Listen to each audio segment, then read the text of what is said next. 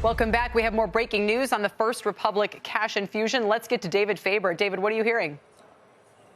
Well, Kelly, following up on a story that we brought you earlier towards the end of the noon hour, we can give you more details on this potential, I guess you want to call it a rescue plan. Maybe you do. Maybe some others want to. So we'll use that name. I'll call it also this bank consortium deposit plan. How's that?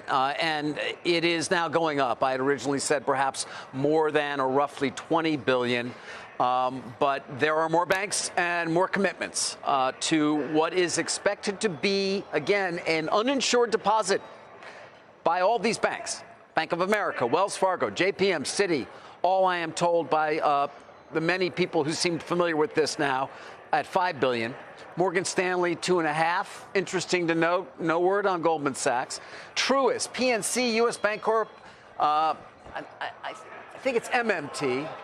Is it M&T? Capital One, all in for $1 billion. Add it up, you get to about 27.5 right there, Kelly, and perhaps there will be more. The Fed and the Treasury have been coordinating this unusual plan in which it's not about buying the equity. It's not about taking a preferred of some kind. It's not about taking loans off their hands or anything like that. It's simply putting in a huge slug of uninsured deposits.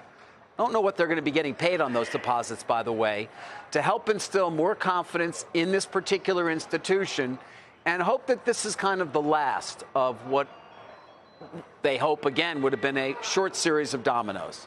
We all came into Monday thinking without any Fed assistance, First Republic was in big trouble. Got that Fed assistance in terms of at least an unexplicit or a guarantee of uninsured deposits. But now you also have these big banks and large regionals coming in, Kelly, to support First Republic on its deposit side. So, David, are you surprised by the reaction in the equity, this 12% rally now, or does that make sense to you based on these details? It makes sense because, frankly, as this day began, what I and I'm sure many other reporters were trying to put together was not a good situation at First Republic. I talked about a $25 billion hole in the balance sheet, perhaps, in terms of if they had to mark down assets. And so you wondered, are we going to get to a point where they are going to need to be either for sale with government assistance of some kind, liquidation? It didn't look particularly good in some ways. Again, these situations are dynamic, as we say so often. Things can change very quickly. But this plan, if it works, and that's a big if, and again, we expect it to be announced later this afternoon, conceivably would stem any further deposit losses at the institution, instill the confidence that it's felt like it would need, and then allow it to just go on about its business, which is, been a valuable franchise, certainly of making mortgages to high net worth people, a lot of real estate related lending and things of that nature. So, yeah, to the extent that it allows the equity to go on, the company to actually resume its trajectory. Obviously, you have to wonder about its cost of funds overall and whether that is going to be heightened over time. And certainly that would seem to perhaps penalize its earnings power over time, Kelly. But it's a much better scenario than many could have anticipated even a few hours ago, frankly. Sure, although it's a bit odd as well to see, 8 leading U.S. banks having to come and shore it up and see the equity doing what it's doing. I mean, maybe there were no management missteps here, but the very business that you cite by having this big mortgage book, those are all fixed rate loans that they extended. That's not a great thing to have extended when rates start to spike. So, I understand that, everyone feels bad when people panic and start pulling deposits out. I totally understand. That's a very unique situation we almost rarely ever see.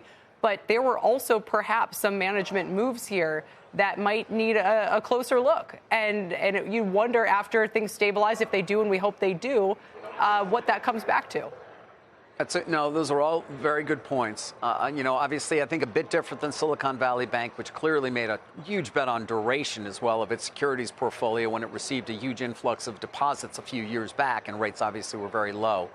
But you're right, and one would expect that would be the case. But again, right now they're just trying to, at Fed and Treasury and amongst these banks, they're just trying to deal with whatever they can to sort of create more confidence and stop this, let's call it, mini banking crisis that we've been in the midst of for the last week or so.